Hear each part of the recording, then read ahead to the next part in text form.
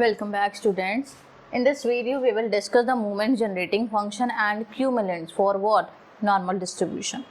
तो moment generating function firstly I am calculating. देखो कैसे निकालेंगे. Your moment generating function is mxt is equals to expected value of e की tx is equals to limit of x from minus infinity to infinity e की power tx into fx dx. I am putting the value of fx directly here.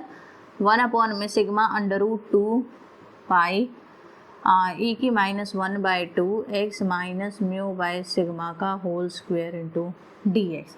All right. Put x minus mu by sigma is equal to z. This imply x is equals to sigma z plus mu. तो और dx is equals to sigma dz.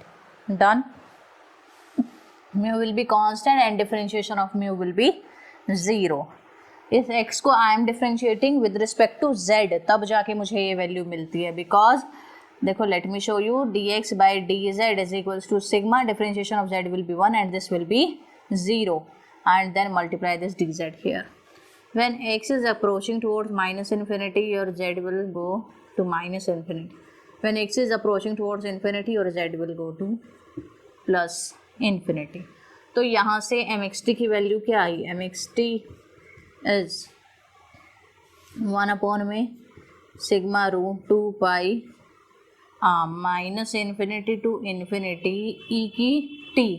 x के place पे sigma z plus mu into e की -1/2 z square sigma d z. Z sigma से sigma will cancel out. अब देखो 1 upon में under root 2 pi. When I open this bracket it will be e की power t sigma z into e की power mu T.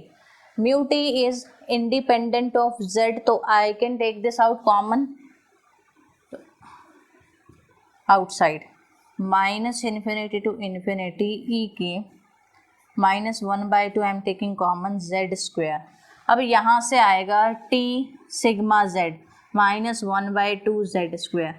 I am taking firstly the LCM 2t सिग्मा z minus z square by 2. When I will take this -1/2 common तो it will be z square minus 2t सिग्मा z, है ना. तो power will be z square minus 2t sigma z. Now I am adding and subtracting t square sigma square here. I am using completing square method to make the square of this.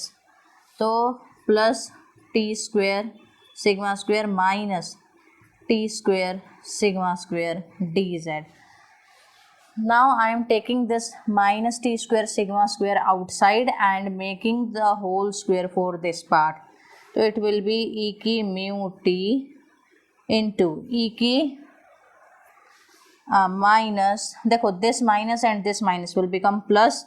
तो e की power t square sigma square by 2 I will take outside.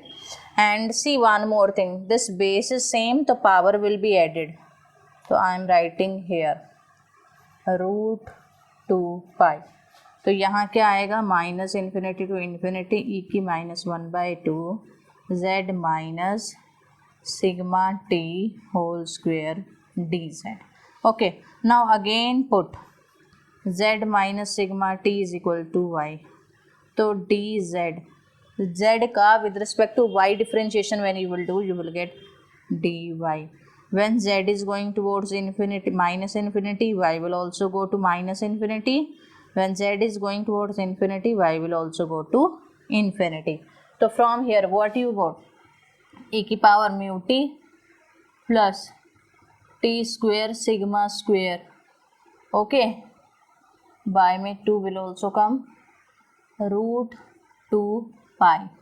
minus infinity to infinity e की -1/2 y square dy. Now I am again using one result and that result is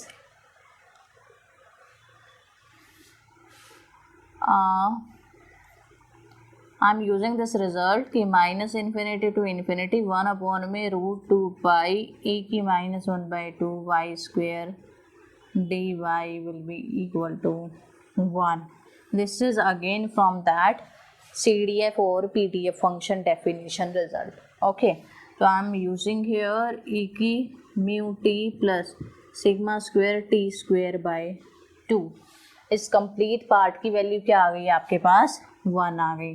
तो your MGF function is this. Now what if you have in place of mu you have standard variate z. ठीक है. So in the definition, after the definition, there was one video in which I told you कि mean and variance of the standard normal variate z is mean is 1 mean is 0 and variance is 1. Put this value. तो यहाँ से mzt, your mzt will be e की power 0 plus t square by 2. Okay, so this is the t square by 2. This is the moment generating function for standard normal variate z. All right. Now how will we find out the cumulant? That thing also I will tell you. देखो cumulant के लिए I am doing here 4 cumulants.